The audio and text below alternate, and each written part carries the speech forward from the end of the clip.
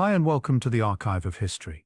Tonight we journey back to one of the most catastrophic natural disasters of the medieval world, an event so devastating that it reshaped the landscape of Europe and left scars that remain visible even today. This is the story of the Great Flood of 1342, known to those who lived through it as the Magdalenenflood, named for the saint's day when the heavens opened and refused to close. For weeks, rain fell without ceasing across Central Europe. Rivers that had flowed peacefully for centuries became raging torrents.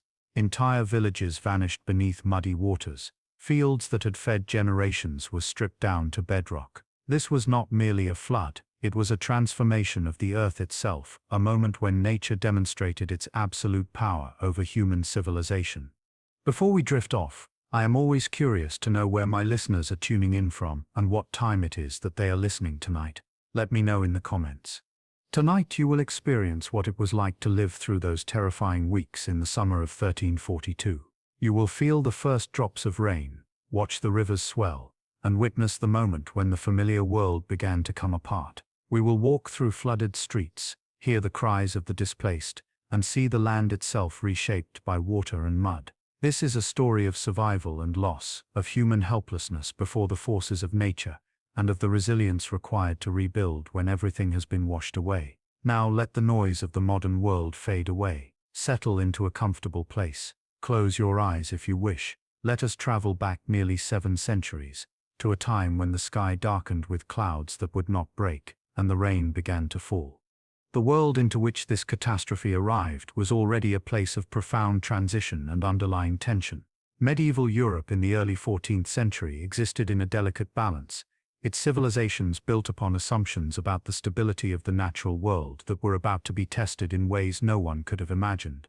To understand the magnitude of what was coming, you must first see the world as it was before the rains began. Imagine yourself in the heart of Central Europe, in the year 1341. The Holy Roman Empire stretches across much of the continent, a patchwork of kingdoms, duchies, and free cities bound together by complex webs of loyalty and obligation. You might find yourself in the Rhineland, where great cathedral cities rise beside the river, their spires reaching toward heaven. Or perhaps you are in Bavaria, where monasteries preserve ancient knowledge and the forest still presses close to every settlement. Maybe you dwell along the Danube, that ancient highway of commerce and culture that connects the heart of Europe to the distant east. Life in these places follows rhythms that have remained largely unchanged for generations. The agricultural year governs everything. Spring brings plowing and planting. Summer means long days of labor in the fields, tending crops that will determine whether your family eats well or starves in the coming winter. Autumn is for harvest, for gathering what the earth has provided, for preparing stores that must last until the world grows green again. Winter brings rest, or at least a different kind of work, mending tools and clothing, huddling close to fires, waiting for the cycle to begin anew. The land itself would look both familiar and strange to modern eyes. There are fewer trees than you might expect. Centuries of clearing have pushed the great forests back from the valleys and plains. Every scrap of arable land has been claimed, plowed, planted. The population of Europe has been growing for decades, pressing against the limits of what the land can support. Villages cluster along riverbanks and in fertile valleys.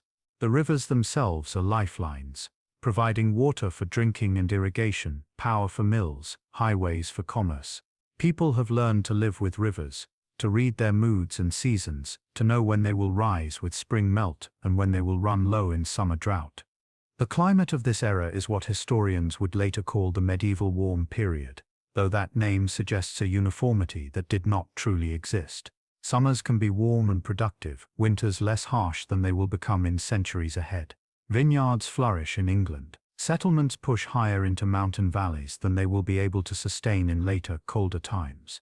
But this relative warmth also brings volatility. Weather patterns shift and change in ways that seem unpredictable to those who depend upon them. Houses in these times are built of materials the earth provides. Stone for those who can afford it, particularly for churches and the homes of the wealthy. But most dwellings are timber frames filled with wattle and daub, walls of woven branches plastered with mud and clay. Roofs are thatched with straw or reeds. These are not weak structures. They have served families well for generations, but they are not built to withstand extraordinary forces. They are sufficient for ordinary rains, ordinary floods, ordinary life. The social structure of this world is rigid and hierarchical. At the top stand the nobility, lords who control vast estates and owe allegiance to greater lords above them, ascending through layers of obligation to emperor or king. Below them come knights and lesser nobles. Then come the townspeople, the burghers and craftsmen, the merchants who form the growing middle class of medieval cities. At the bottom of this structure, forming the vast majority of the population, are the peasants who work the land. Some are free farmers who own their plots. More are serfs, legally bound to the land they till, owing labor and produce to the lord who owns that land. For these common people, life is hard and often short. Disease is ever present. Hunger is a familiar visitor, even in good years. A bad harvest can mean starvation. Medical knowledge is limited, a mixture of practical wisdom, religious belief, and outright superstition. When illness comes, you might seek help from a village healer, but more likely you pray to the saints for intercession. The Church is the great constant in this world, its authority touching every aspect of life from birth to death. Its calendar structures the year with holy days and festivals. Its teachings explain the world and humanity's place within it. By 1342, there are already signs that this carefully balanced world is under strain. The population has grown to levels that push against the carrying capacity of medieval agriculture. Land that would be better left as pasture or forest has been pressed into service growing grain. The yields are not what they once were. The soil is tired. Marginal lands that produce well in good years fail in bad ones. There have been poor harvests in recent memory, years when grain was scarce and prices high, when the poorest families had to make terrible choices about how to stretch their stores through the lean months before the next harvest. The summer of 1341 has been unsettled, the weather changeable and unpredictable. Some areas have seen too much rain, others too little. Harvests have been mixed. As winter approaches and then passes, there is an undercurrent of unease in many communities, a sense that the natural order is somehow out of balance. Old farmers, people who have spent lifetimes reading the signs of weather and season, notice things that trouble them. Birds behaving strangely, unusual patterns in the clouds, a feeling in the air that they cannot quite name but recognize nonetheless. Spring comes to Europe in 1342, with its usual promises of renewal. Fields are plowed and planted. Animals give birth to new generations. Trees leaf out and wildflowers carpet the meadows. But there is more rain than usual, heavy showers that turn roads to mud and make the rivers run high and swift. Still, this is not unprecedented. Rain in spring is normal, even welcome. The crops need water to grow. The mills need strong currents to turn their wheels. Life continues in its accustomed patterns. But those who pay closest attention, the farmers and the millers, those whose livelihoods depend on understanding the behavior of water and weather, begin to notice that something is different this year. The ground is saturated earlier than normal. The rivers do not fall back to their usual levels between storms. The water table is rising. Springs that normally run only in early spring continue to flow into summer. Cellar walls weep with moisture. Wells that typically require deep buckets to reach water now yield their contents with barely a drop of the rope. As June arrives and passes into July, the unease grows. The rain continues, not constantly but frequently, heavy showers interspersed with brief clearings that offer false hope before the next line of storms rolls in. The wheat and barley in the fields stand taller now, approaching the time when they will be ready for harvest. But the stalks are wet more often than dry. Some are beginning to show signs of blight, dark spots on the leaves that spread and merge. The hay that should be cut and dried for winter fodder lies too damp to properly cure. When farmers try to make hay anyway, it molds in the barns, useless. The psychological weight of this unnatural weather begins to press upon communities. In churches across Central Europe, priests lead prayers for fair weather. Processions wind through village streets carrying relics of local saints, appealing for divine intervention to calm the unsettled heavens. These rituals have worked before, or at least, the rain has eventually stopped and people have attributed the change to the power of prayer and holy intercession. But this year the rain continues. You can feel it in the air, a heaviness, a pressure that never fully lifts. The sky is more often gray than blue. The horizon blurs with haze and distant curtains of rain. At night you lie in your bed and listen to water dripping from the eaves, trickling in the gutters, pattering on the thatch. The sound is constant, a susurration that invades your dreams. In the morning you wake to find everything damp, clothing never fully dries. Wood is harder to split when it is waterlogged. Fires are harder to start and harder to keep burning. The inside of your house smells of wet earth and mildew. Children, for whom the world is still full of wonder, splash in the puddles and watch the rivers with fascination. They do not yet understand why their parents' faces are creased with worry. They do not comprehend the implications of crops standing too long in wet fields, of grain that may rot before it can be harvested. But even children begin to sense that something is wrong when their parents snap at them more quickly than usual, when the laughter and songs that normally accompany the season's work are replaced by anxious conversations and troubled silences. The 10th of July arrives. It is the feast day of the 7 brothers, martyrs of ancient Rome, though this day will soon be overshadowed by what is to come. The rain continues. In some places it falls steadily all day and into the night. In others it comes in tremendous downpours that drum on roofs and turn streets into rushing streams before easing off into drizzle. The ground can absorb no more water. It runs off the saturated soil, flowing downhill toward the rivers that drain every valley and basin. Those rivers are already high, already swollen beyond their normal summer levels. Now they begin to rise in earnest. The transformation from rain to flood does not happen all at once. It creeps forward in stages, each one more alarming than the last, until suddenly you find yourself in a situation that has spiraled beyond all control or comprehension. This is how catastrophe often arrives, not as a single dramatic moment, but as an accumulation of smaller troubles that combine and amplify until they become something altogether different and far more dangerous. In the first days of the flood, the signs are subtle enough that life continues mostly as normal, though with a growing edge of worry. You might live in a village that sits a comfortable distance from the river, high enough on the bank that normal floods never threaten it. Your ancestors chose this location wisely, generations ago, learning from experience where to build. But now you begin to notice that the river is approaching levels you have never seen before. The banks that usually stand well above the water are disappearing. The river is climbing. If you are a miller, your livelihood depends on the river, and you watch it more closely than most.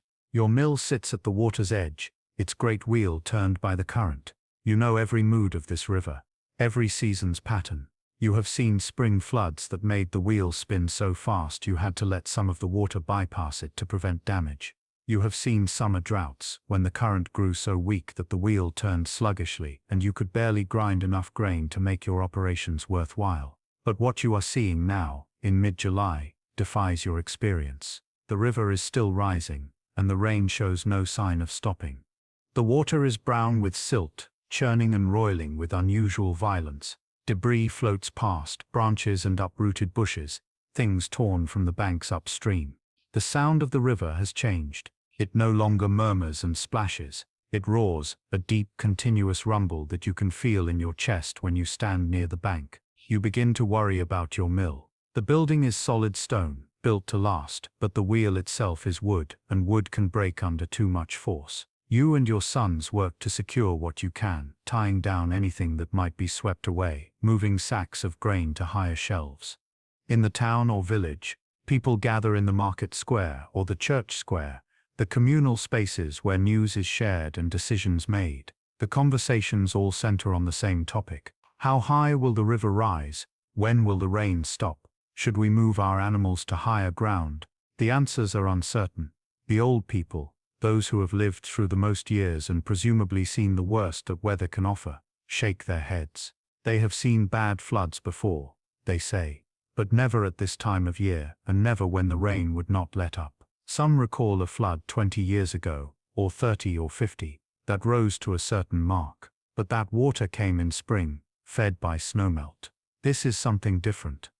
The local lord, if he is in residence and not away at the court of some greater noble, may order precautions, sandbags, though that term would not be used yet, filled with earth and stacked along vulnerable points, ditches dug to divert water away from important buildings, the church, the granary, the lord's own manor house. These are priorities. Common houses must look after themselves. There is not enough labor or material to protect everything.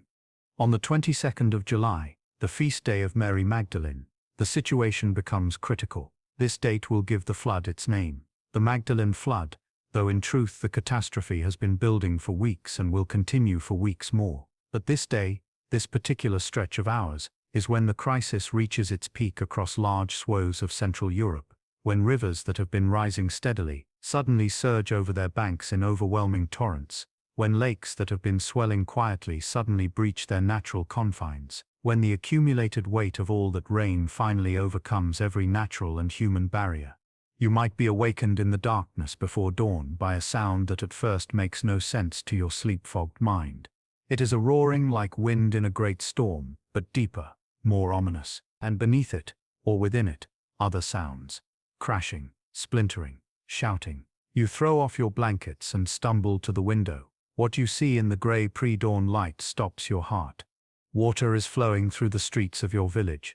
Not ankle-deep puddles, but a river, waist-high and rising, moving with terrible force. It carries everything with it. Fence posts, barrels, the door of someone's house. You see a cow, swept along, its eyes wide with terror, its head barely above the surface. You see a chicken coop, still somehow intact, floating past like a tiny ark. And you see your neighbors, some of them, wading through the flood or standing on whatever high ground they can find, calling out to each other, their voices thin against the roar of the water. Your own house is filling. The water is seeping under the door, trickling through gaps in the walls. You splash through it in your nightclothes, rousing your family. There is no time for modesty or comfort now. You must get to safety, to higher ground, and you must do it immediately because the water is still rising. You can see it climbing, inch by inch, steady and inexorable. What was at the threshold a moment ago is now flooding across the floor. What was at ankle height is now at your shins, your knees. You grab what you can, a bag of coins if you have any, a change of clothes, food that will not spoil immediately.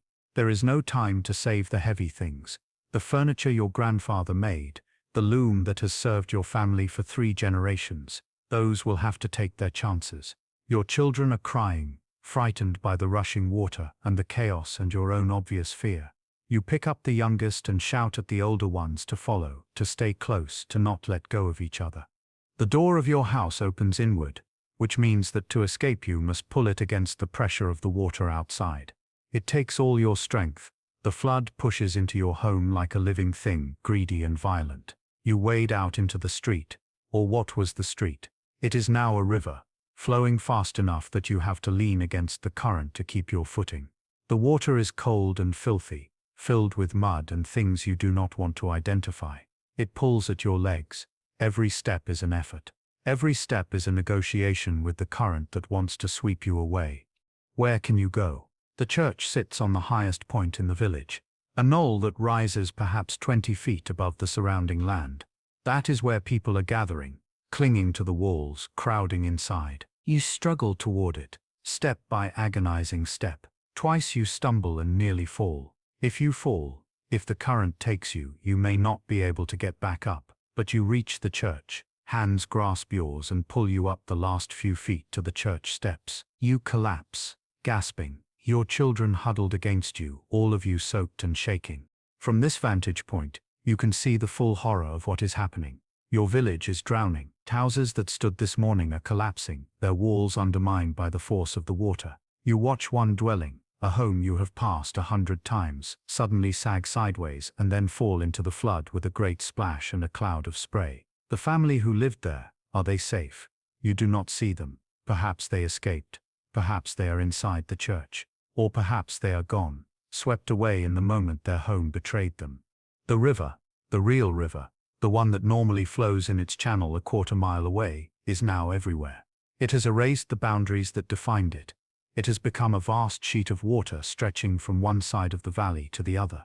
Trees stand half submerged, their branches thrashing in the current. The mill, you can just make it out in the distance, is gone.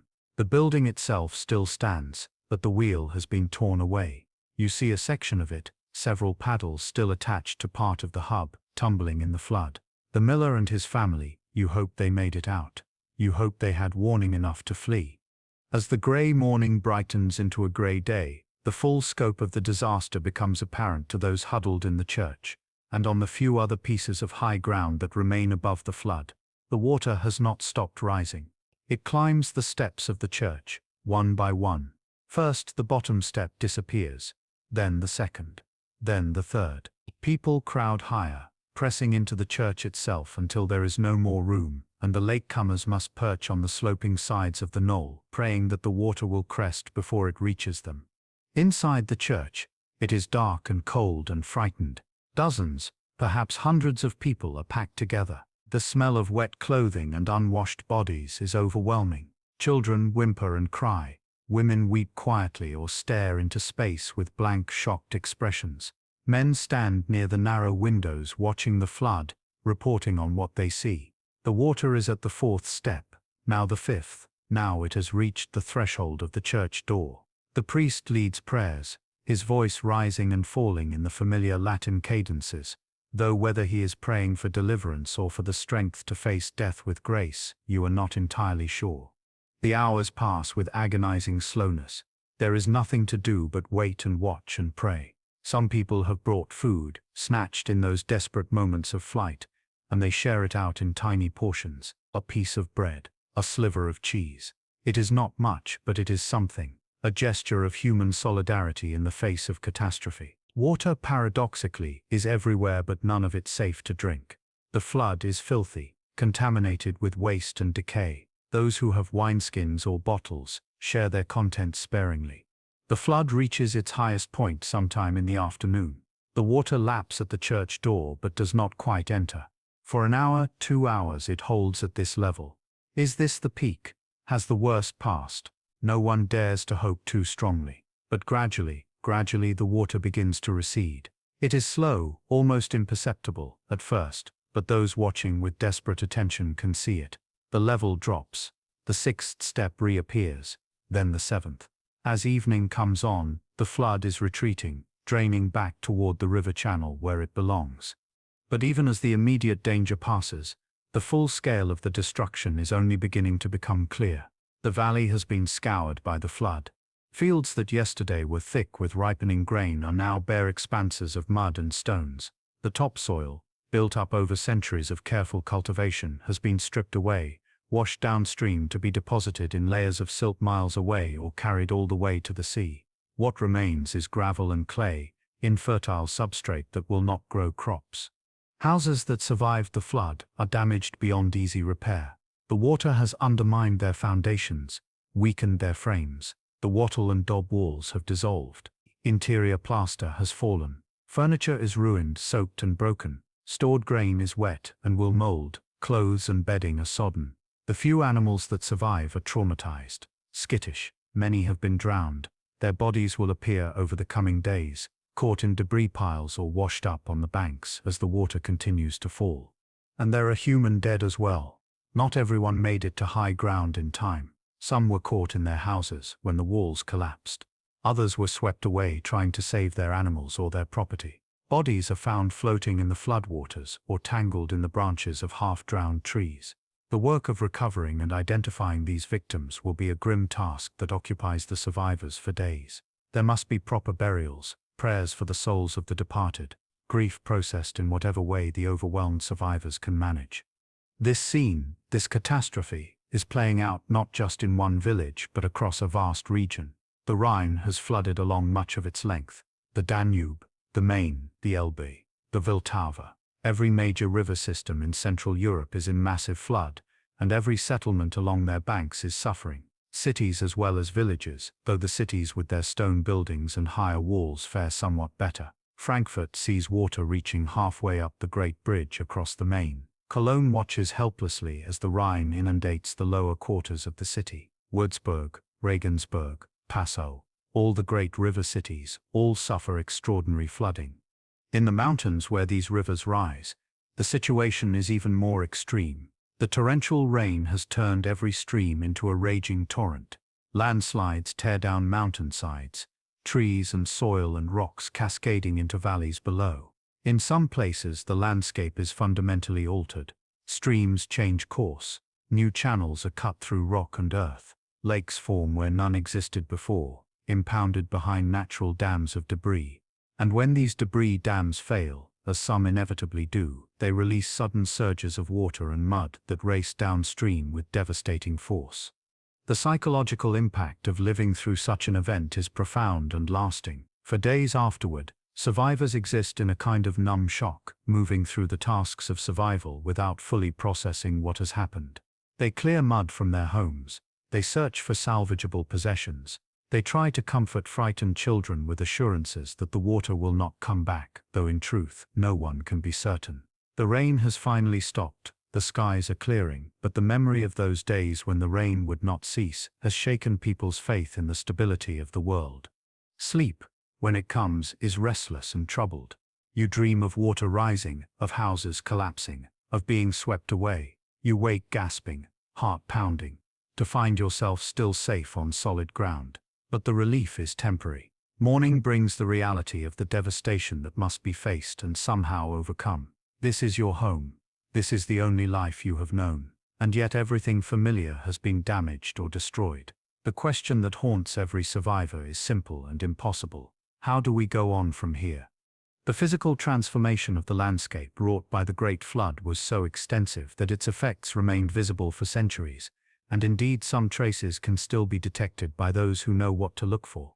To understand the magnitude of this transformation, you must understand that this was not simply water flowing over the land and then draining away. This was a violent rearrangement of soil and stone, a geological event compressed into the span of a few weeks, achieving changes that under normal circumstances would require centuries or millennia.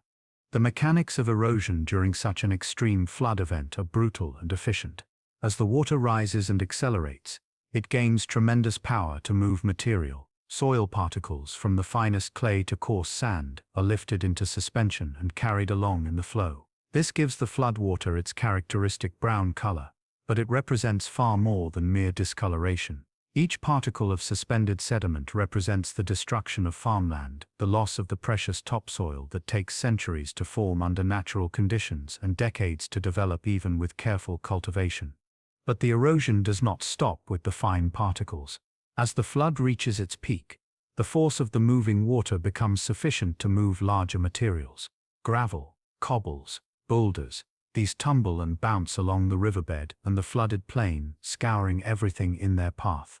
The sound, if you could hear it over the roar of the water itself, would be a continuous grinding rumble, rock on rock, a percussion of destruction. In steep valleys and mountain regions, the erosion is catastrophic. Here the water does not merely flow, it plunges cascading down slopes with enough force to tear away everything not anchored in bedrock. Trees are ripped from the earth, their root systems no match for the hydraulic force acting upon them. Soil and loose rock are excavated wholesale. Entire hillsides slump and slide, lubricated by the saturated ground, pulled down by gravity and swept away by the flood. These landslides can be massive, involving millions of tons of material, transforming the topography in minutes. The material eroded from upstream must go somewhere. As the floodwater slows, either because the land flattens or because the water spreads out across a wider plain, it loses the energy required to carry its load of sediment. The particles begin to settle out, the largest and heaviest first, then progressively finer material as the water continues to slow. This deposition creates new landforms, gravel bars, sand banks, broad sheets of silt covering former farmland. For the medieval farmers who will return to their fields after the water recedes, this deposited material is a cruel lottery. In some places, the flood has left behind a layer of fine silt, rich in nutrients, which will actually improve the soil once it can be worked again. These farmers, despite their losses, have reason for cautious optimism. Their fields will recover, but in other places, the flood has deposited gravel and coarse sand, infertile and nearly impossible to plow. These lands are ruined for agriculture. They will become wasteland, or at best poor pasture. And in still other places, the flood has not deposited but eroded, stripping away the topsoil entirely and exposing the sterile subsoil or even bare rock. These lands too are lost to cultivation, potentially for generations. The rivers themselves are reshaped by the flood. Before the deluge, they flowed in channels established over long periods, channels that wound across the floodplain in patterns dictated by topography and the accumulated effects of countless smaller floods. But a catastrophic flood, like that of 1342, has the power to erase these established patterns and create new ones. Where the water flows with sufficient force, it can cut new channels through the plain, abandoning old meanders in favor of straighter, more direct routes. Oxbow lakes form where the river cuts across the necks of meanders, leaving the old loops isolated. Islands appear or disappear. The entire floodplain is reworked. These changes have practical consequences for the people who depend on the river. A mill that sat at the water's edge before the flood may now find itself high and dry, the river having shifted its course 100 yards away. The mill is useless, an expensive piece of infrastructure rendered obsolete by the water's caprice. Conversely, a village that was safely distant from the river may discover that the new channel runs much closer, bringing with it the perpetual risk of future floods. Ferry crossings are in the wrong places. Bridges, if they survived the flood at all, may span channels that no longer carry the main flow. In the cities, the transformation is somewhat different but no less significant. The flood has tested every structure, every wall, every foundation. Stone buildings, if they were well built, have generally survived, though often with damage. Cellars are flooded, lower floors are wrecked, but the structures themselves stand. Timber-framed buildings have fared worse. Many have collapsed entirely. Others are so damaged that they must be demolished and rebuilt from scratch. The destruction is not random but follows patterns dictated by the flood's geography. Buildings in low-lying areas near the river are nearly all destroyed. Those on higher ground within the city have varying degrees of damage depending on how high the water reached. The flood has also wreaked havoc with the infrastructure that makes urban life possible. Bridges are particularly vulnerable. These structures must span the river while allowing water to flow beneath them. In normal times, they are marvels of engineering, their piers sunk deep into the riverbed, their arches carefully calculated to be strong enough to support the roadway while presenting minimal obstruction to the flow. But in extreme flood, they become obstacles, points where debris accumulates. Entire trees, pieces of buildings, even the carcasses of drowned animals, all of this is swept downstream by the flood and fetches up against the piers of bridges. As debris accumulates, it forms a dam that further impedes the flow, causing the water to back up and rise even higher upstream. The force of the water pressing against this accumulated mass is tremendous. Eventually something must give. Sometimes it is the debris dam that yields, breaking apart and releasing a sudden surge of water and wreckage downstream. But sometimes it is the bridge itself that fails. Piers are undermined by the scouring flow. Arches crack and collapse. The entire structure, perhaps the work of decades and an investment of vast resources, falls into the flood and is swept away. Water supply systems, primitive by modern standards but vital to medieval cities, are disrupted or destroyed. Many cities depend on systems of wooden pipes or stone channels that bring relatively clean water from springs or streams outside the city walls to public fountains within. The flood damages these conduits, breaks pipes, fills channels with silt. Restoring water service will be one of the many tasks facing the survivors. In the meantime, people must draw water from wells, assuming the wells have not been contaminated by the filthy flood water that seeped into every crack and crevice. Sanitation, never particularly good in medieval cities, becomes a critical problem after the flood. The privies and cesspits that normally contain human waste have been overflowed and scoured out by the flood. Their contents are now mixed into the mud and silt that coats every surface. The potential for disease is enormous. As the weather warms and the bodies of drowned animals and people begin to decay, the stench becomes overwhelming. Flies multiply in vast numbers. The survivors, already weakened by trauma and inadequate nutrition, face an additional threat from the diseases that thrive in such conditions.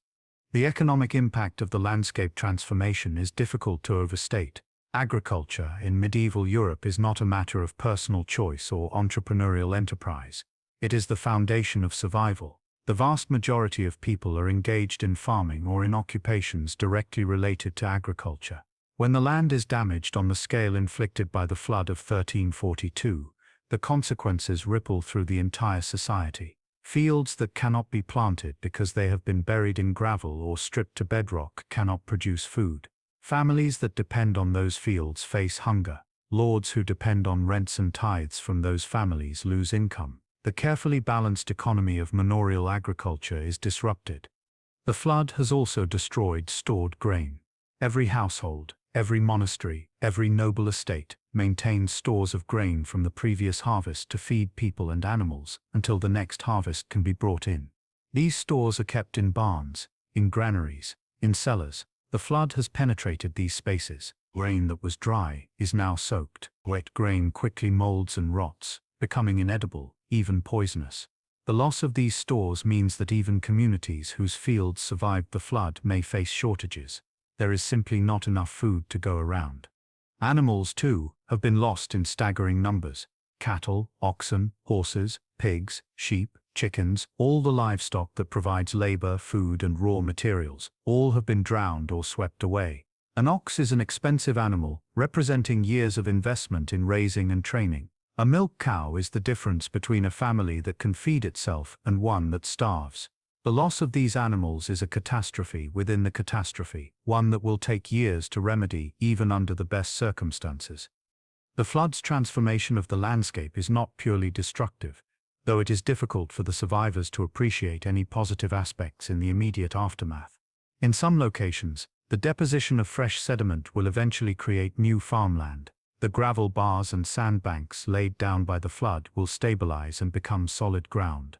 Willows and other fast-growing trees will colonize these new surfaces. Over decades, soil will develop, but this is a process that will benefit future generations. For those alive in 1342, the flood has simply destroyed the familiar world and left them to rebuild in a changed and more hostile environment.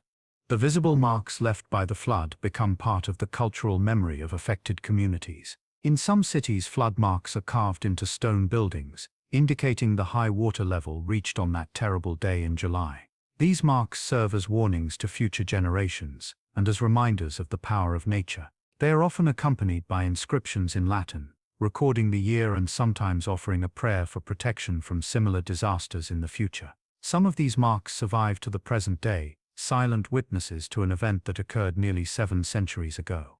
The psychological impact of living in a transformed landscape should not be underestimated.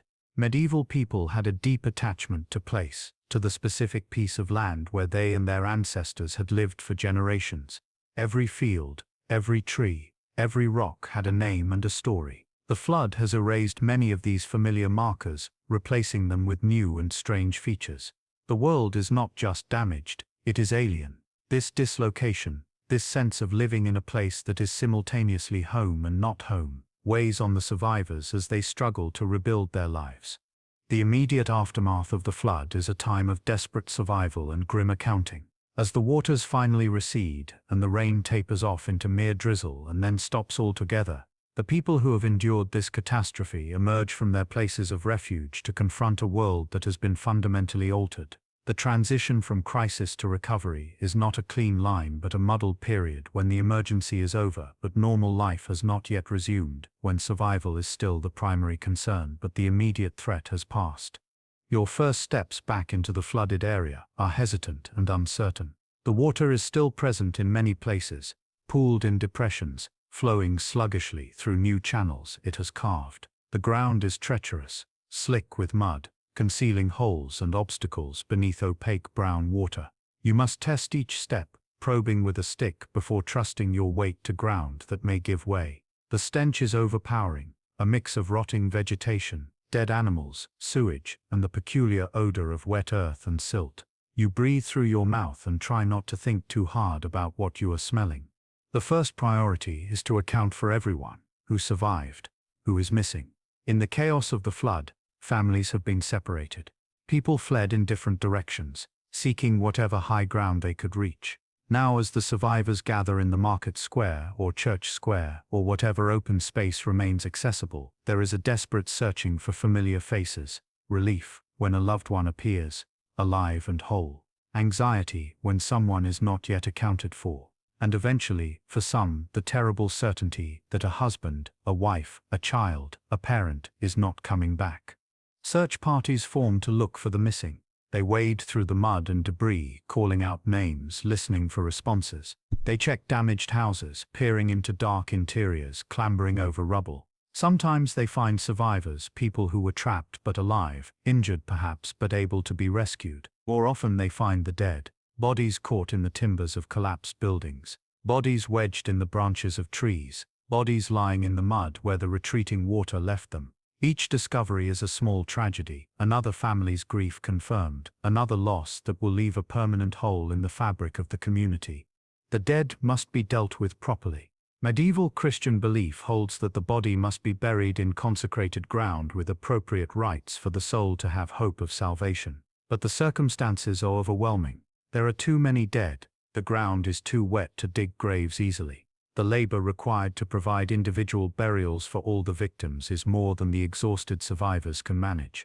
Compromises must be made. Mass graves are dug in the churchyard, long trenches into which the bodies are laid side by side. The priest moves along the line, speaking the prayers, blessing the dead as best he can manage. It is not ideal, but it is the best that can be done under the circumstances. The bodies of animals pose a different problem. They are not accorded the same religious significance, but they cannot simply be left to rot. The risk of disease is too great. Work parties drag the carcasses of drowned cattle and horses to waste ground outside the village where they are piled and burned.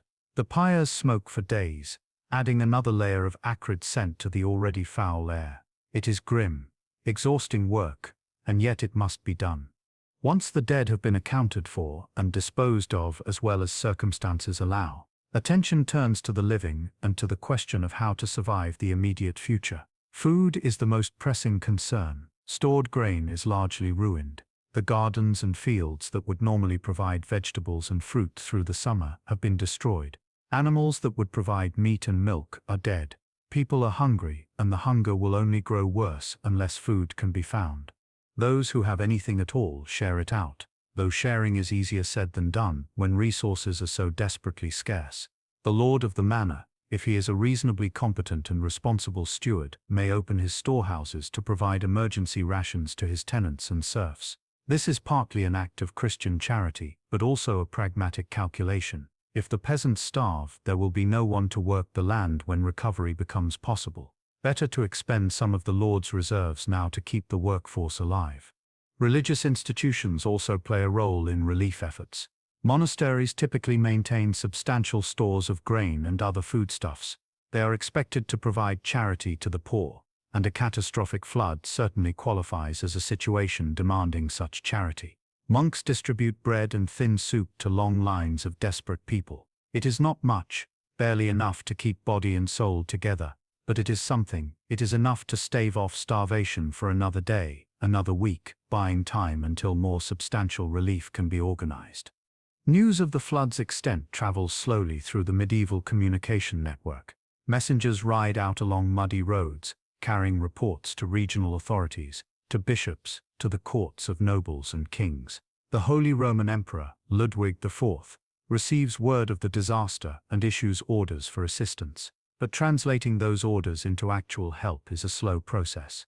Roads are damaged or washed out entirely. Bridges are down. Moving large quantities of supplies is difficult under the best circumstances. And these are far from the best circumstances. Grain must be purchased from regions that were not affected by the flood, transported overland in carts, distributed to the afflicted areas. It takes weeks and in some cases months for significant relief to arrive. In the meantime, survivors do what they can with what they have. They forage for anything edible, greens and herbs that grow wild, roots that can be dug from the ground, fish from the rivers and streams, once the water has cleared enough for fishing to be possible again. It is a meager diet, insufficient in quantity and lacking in variety, but it is enough to keep most people alive. Those who are already weak, the very young and the very old, the sick, may not survive this period of privation. Hunger is a relentless killer, and it does not require absolute starvation to claim lives. Malnutrition weakens the body, making people vulnerable to disease. Illnesses that a healthy person might shrug off become deadly when the body has no reserves. Shelter is another pressing need. Many houses have been damaged or destroyed. Those that remain standing are often uninhabitable, filled with mud and debris, their walls compromised, their roofs leaking. Families crowd together in the homes that are least damaged. Privacy is a luxury no one can afford. You might find yourself sharing a single room with a dozen other people, sleeping on the floor, wrapped in damp blankets, grateful simply to have a roof overhead, even if that roof drips in the rain. The work of cleaning and repairing houses begins slowly. It is back-breaking labor. The mud must be shoveled out, bucket by bucket. Walls must be scraped and replastered. Floors must be leveled and relaid.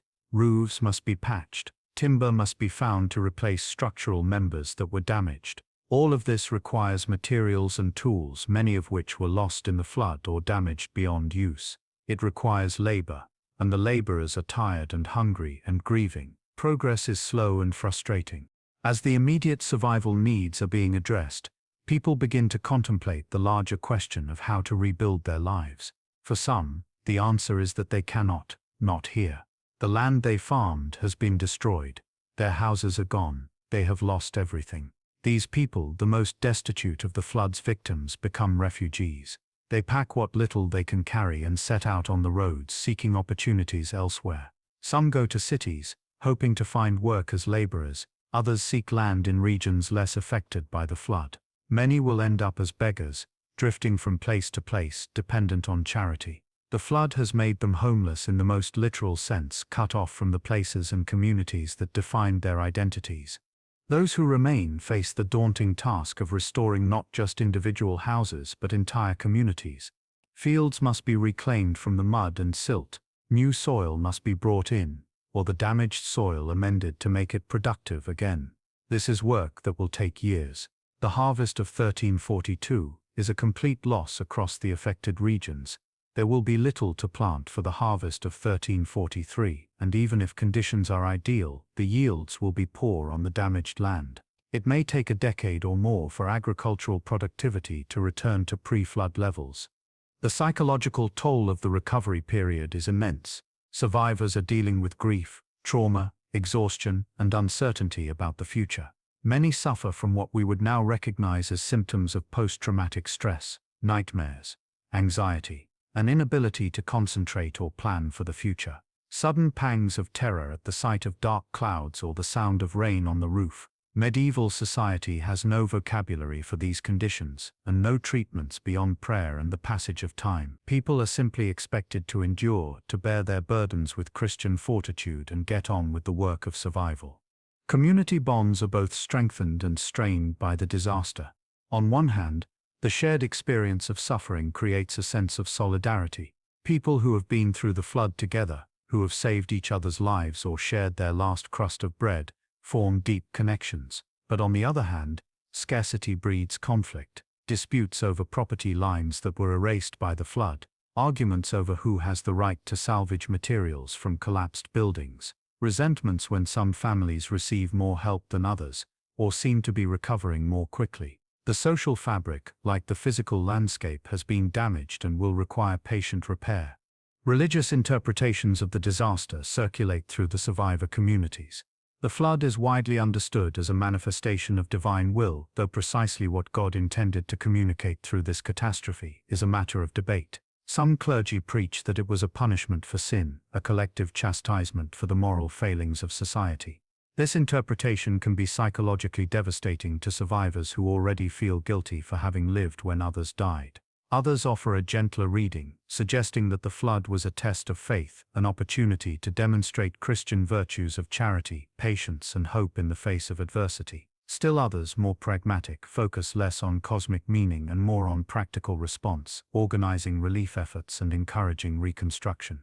Whatever interpretation they accept, most survivors find some comfort in religious observance. Churches become centers of community life in the aftermath of the flood. Masses and prayer services draw large crowds. People light candles for the dead. They make offerings to saints, asking for protection and for the strength to endure. The rituals of religion provide structure and meaning in a time when the world seems chaotic and meaningless. They connect individual suffering to larger narratives of redemption and hope.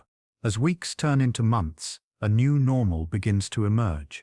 It is not the old normal. Too much has changed for that. But it is a functional adaptation to the post-flood reality.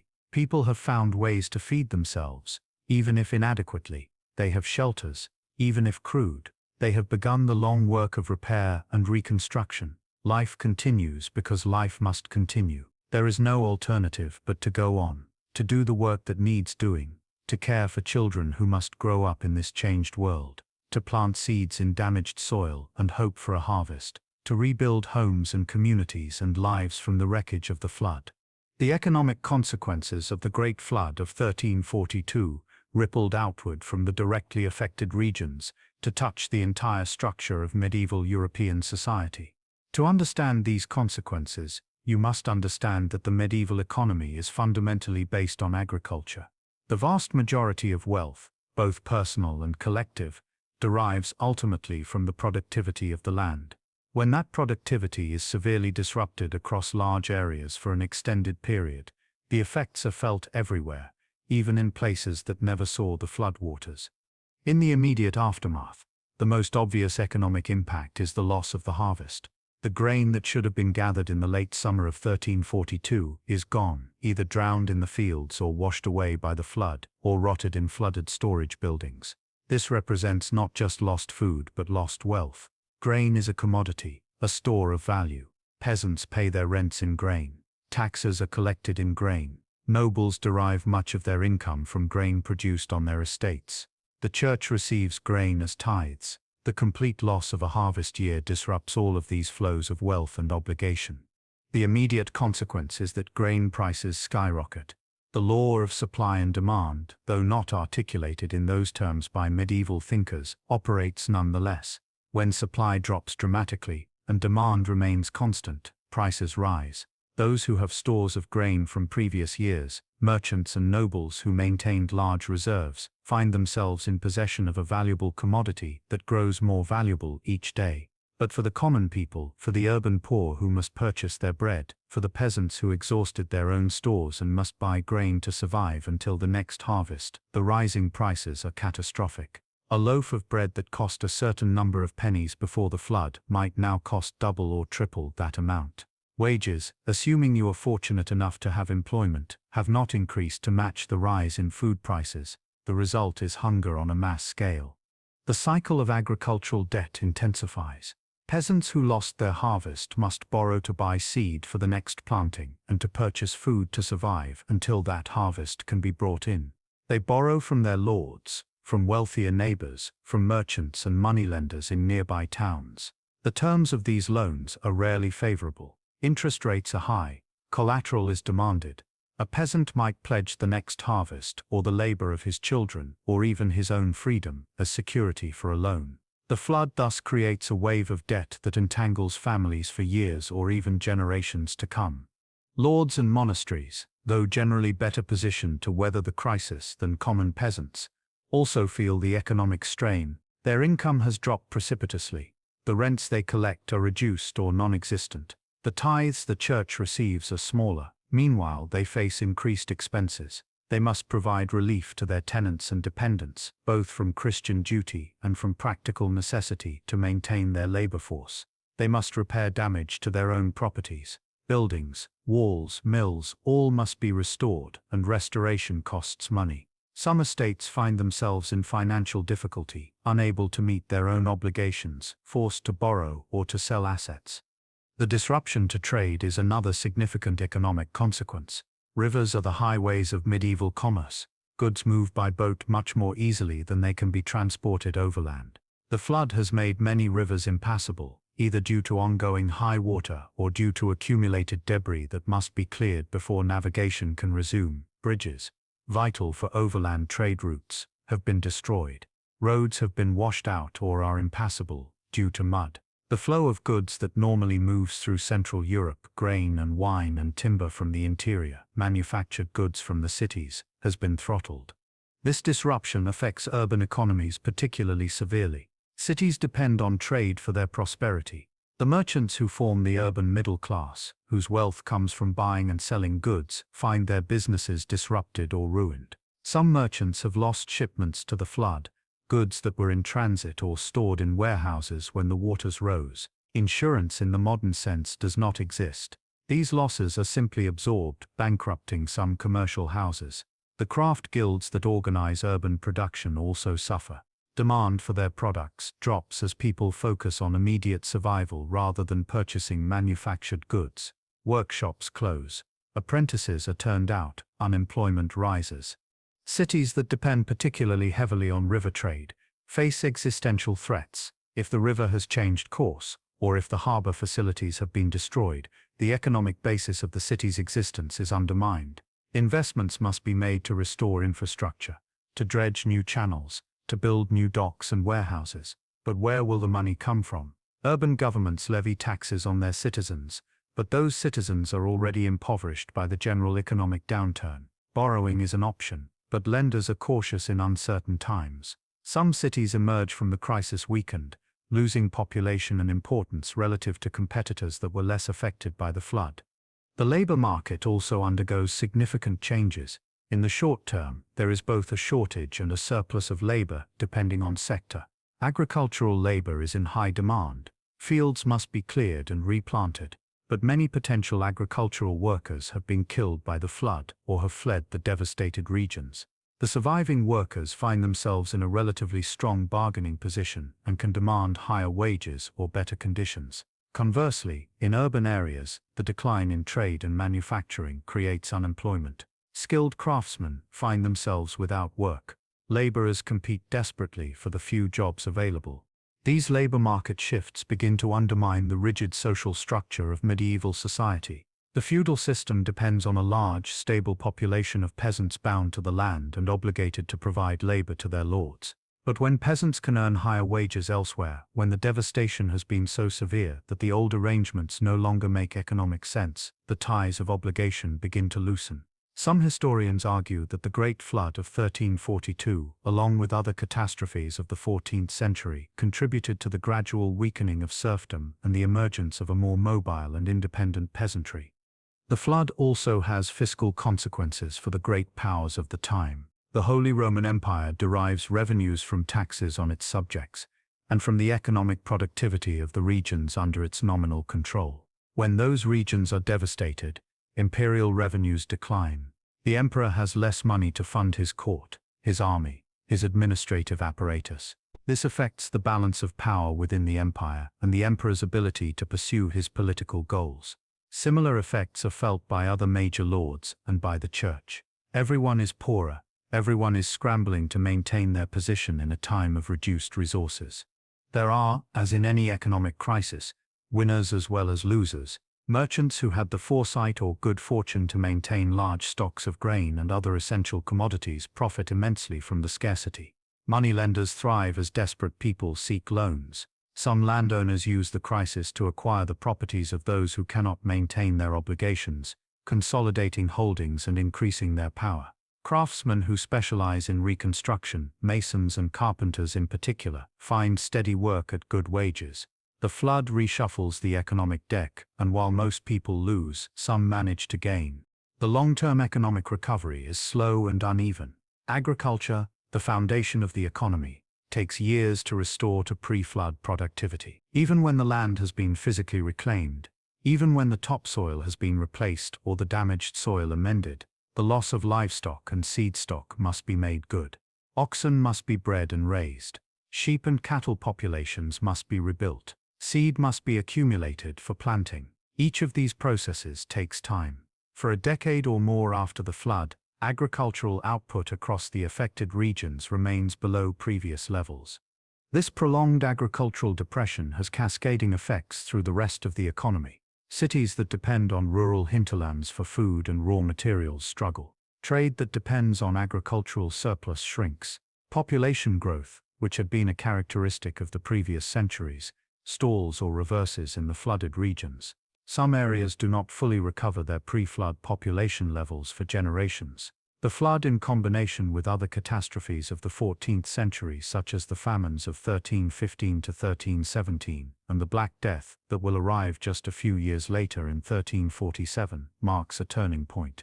The centuries of growth and expansion that characterized the High Middle Ages are ending. A more difficult age is beginning. Yet even in this period of economic hardship, human resilience and ingenuity assert themselves. People adapt.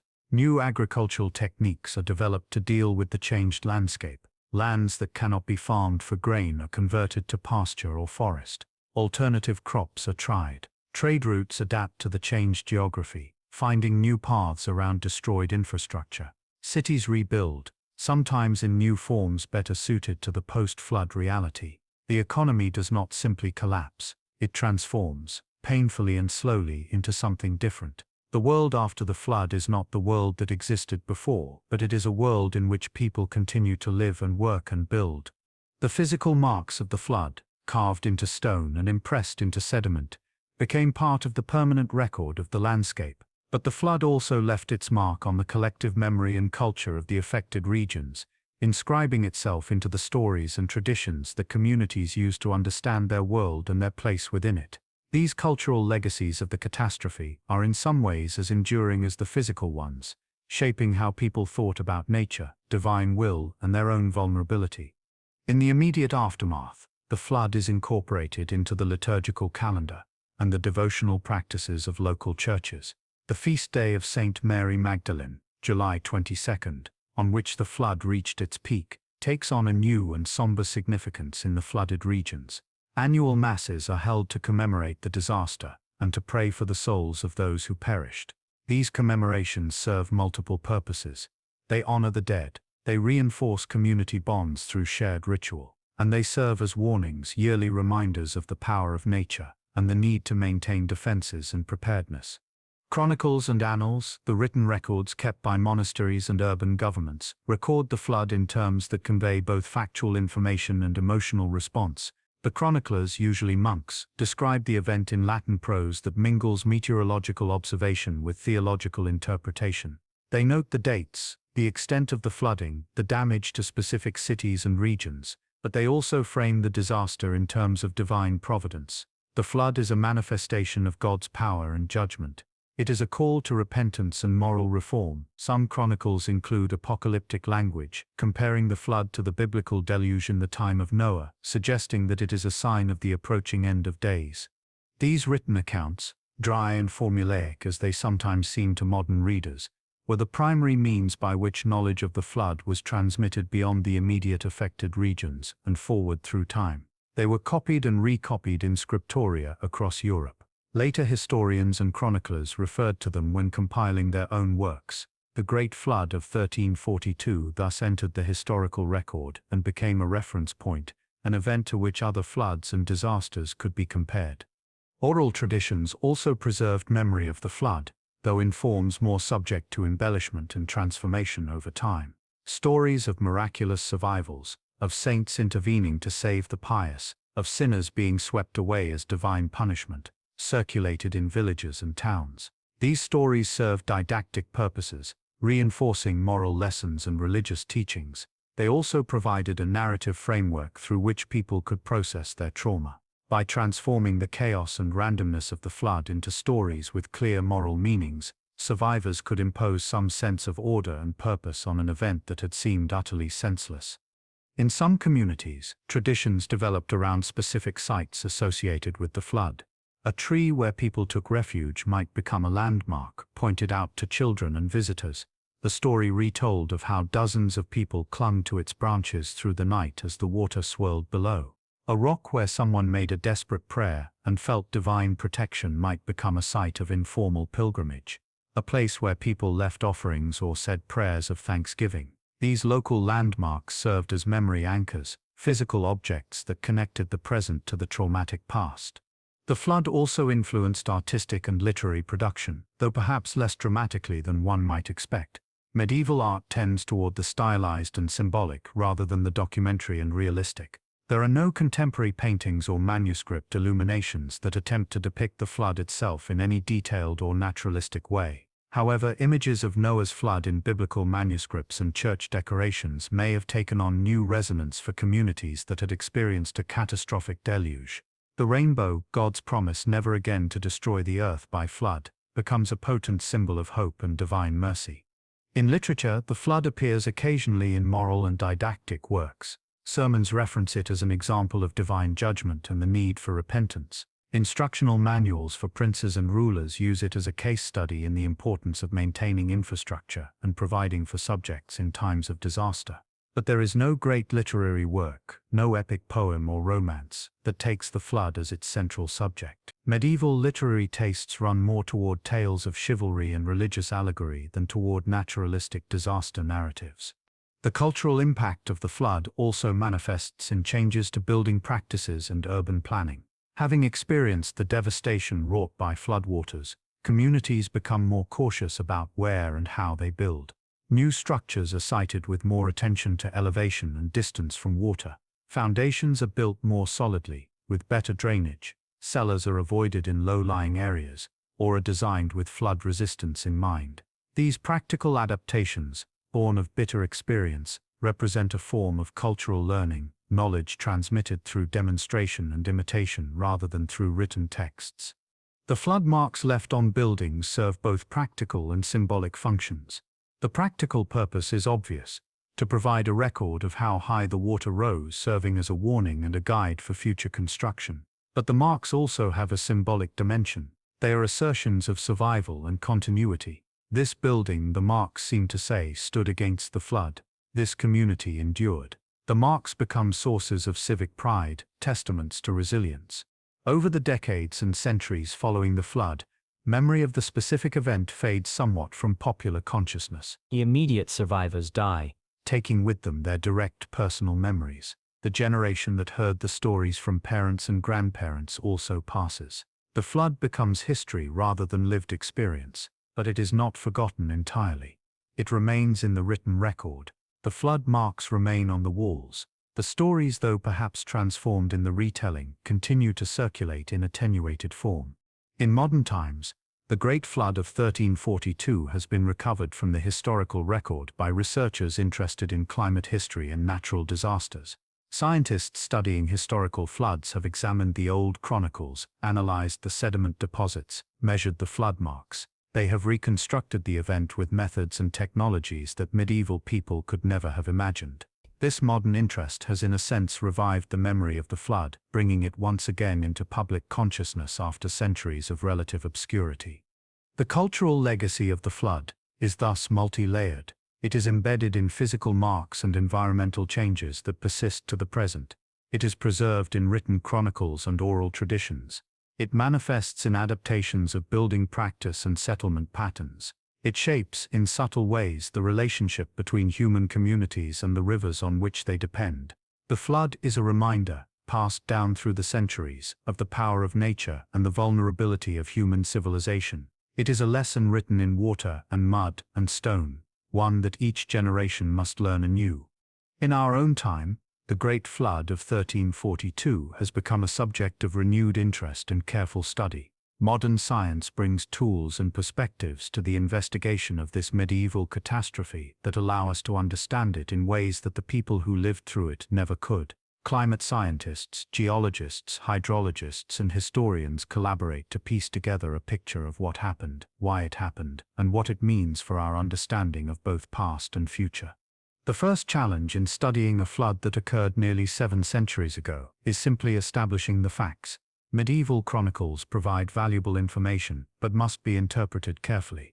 They were not written as dispassionate scientific reports, but as expressions of religious worldview and moral teaching. When a chronicler writes that the flood was unprecedented, does that mean it was literally the largest flood in all of history, or simply the largest in living memory? When specific numbers are given, for water levels or casualties or damaged buildings, how reliable are they? Modern researchers must sift through these accounts, comparing multiple sources, looking for corroborating details, separating factual observation from interpretive gloss. Physical evidence supplements, and sometimes corrects the written record.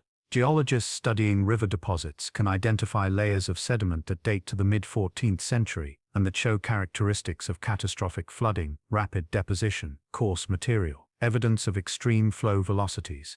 These deposits provide independent confirmation that a major flood event occurred and give some indication of its magnitude. Flood marks on surviving medieval buildings can be measured and compared to known water levels, allowing researchers to estimate peak flood heights with reasonable precision.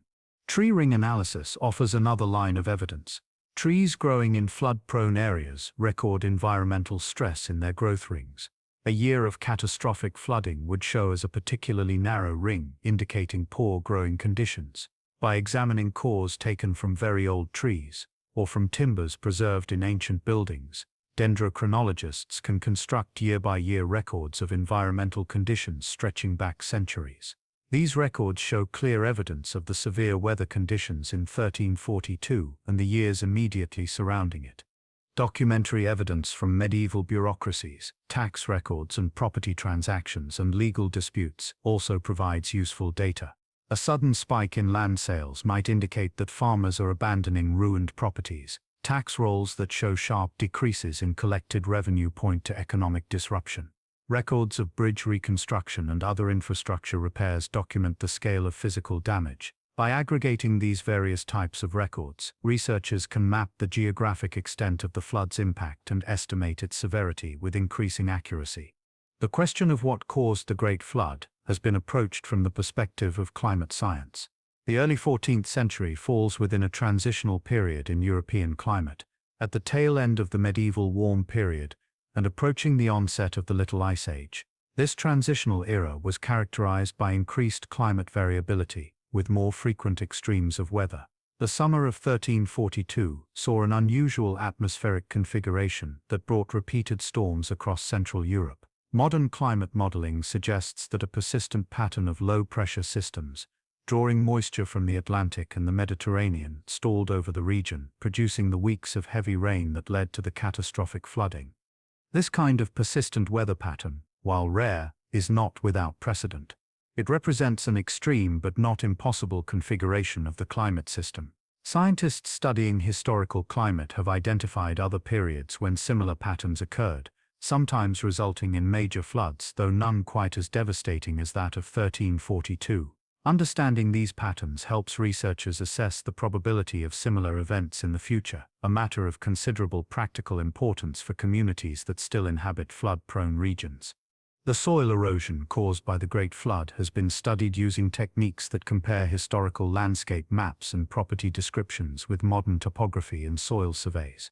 Researchers have identified areas where the bedrock is exposed at the surface or where the soil profile is anomalously thin and have correlated these features with proximity to rivers and streams. The pattern of erosion matches what would be expected from catastrophic flooding, with the most severe stripping occurring in steep valleys and along the main channels of rivers. These studies quantify the environmental impact of the flood and provide insights into long-term landscape evolution. Comparisons with other historical floods help place the event of 1342 in context. It was clearly extraordinary, but it was not the only catastrophic flood in European history. The flood of 1703 on the Rhine, the flood of 1342 on multiple river systems, the flood of 1362 along the North Sea coast, these and other events form a pattern of recurring natural disasters, to which European societies have had to adapt throughout history. By studying this pattern, researchers can assess risk and inform contemporary flood management strategies. Modern flood control measures, dams and levees and channel modifications, have greatly reduced the risk of catastrophic flooding in most of Europe, but they have not eliminated it. Rivers still flood.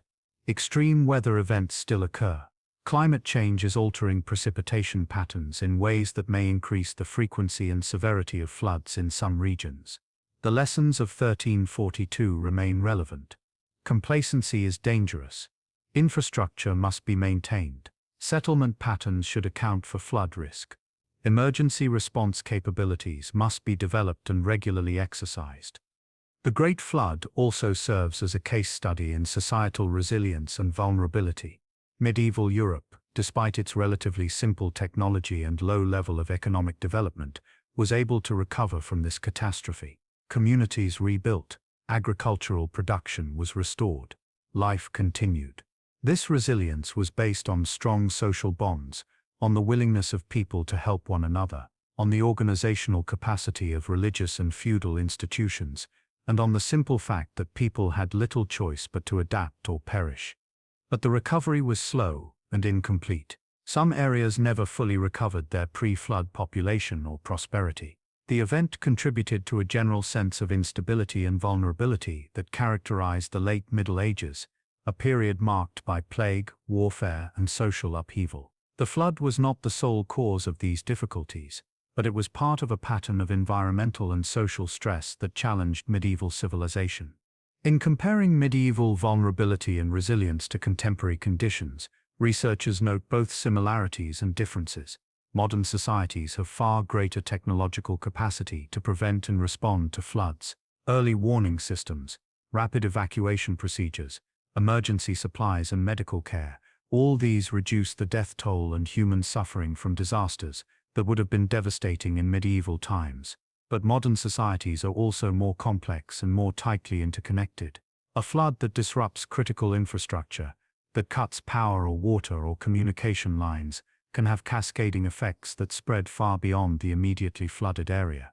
The study of the Great Flood of 1342 thus contributes to a broader understanding of how societies interact with their environments, how they cope with catastrophic events, and how they learn or fail to learn from historical experience. It is a reminder that nature retains the capacity to disrupt human plans, and that the stability we take for granted is always contingent and provisional. The rain can always return. The rivers can always rise. The prepared and the resilient are those who remember this truth and act on it. As our journey through the Great Flood of 1342 draws to a close, we find ourselves contemplating a disaster that is both utterly alien and strangely familiar. The world that experienced this catastrophe is separated from our own by nearly 7 centuries. The people who huddled in churches as the water rose, who buried their dead in mass graves, who struggled to rebuild their lives from wreckage and ruin, those people lived in a society vastly different from ours in almost every aspect. Their technology was primitive. Their understanding of natural processes was limited and heavily colored by religious belief. Their lives were bounded by constraints of geography and social class that we can barely imagine. And yet, the fundamental human experiences that the flood evoked, fear, grief, determination, hope, these are universal and timeless. The parents trying to save their children from the rising water, the farmers watching their fields destroyed and wondering how they will survive the winter, the communities coming together to share what little they have, all of these resonate across the centuries. The particulars change, but the essence remains constant. We are not so different from them as we might like to think. The Great Flood reminds us of a truth that modern life often allows us to forget. Nature is powerful and unpredictable. The systems that sustain our civilization, our agriculture, our infrastructure, our economies, are more fragile than they appear. A few weeks of abnormal weather, a failure of the rains to stop, or a heat wave or a cold snap can disrupt everything.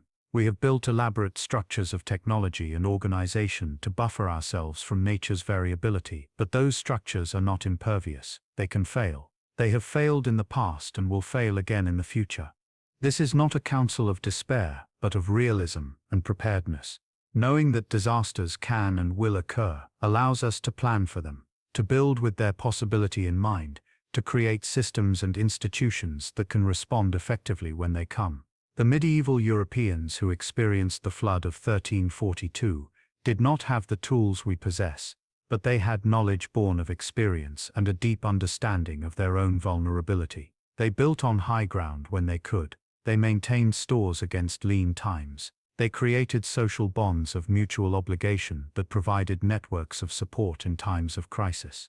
As we face our own era of environmental change and uncertainty, as we contemplate the floods and droughts and storms that climate science tells us will become more frequent and more severe, the story of 1342 offers lessons. It speaks to the importance of memory, of keeping alive the knowledge of past disasters so that we do not grow complacent.